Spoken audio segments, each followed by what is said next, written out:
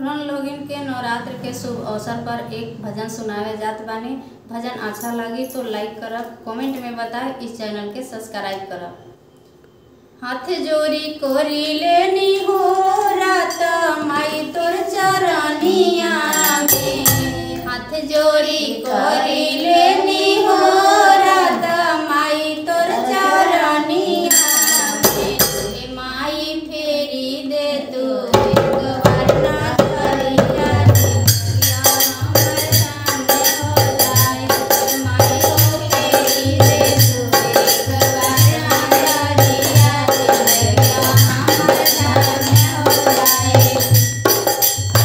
नवरात्र घर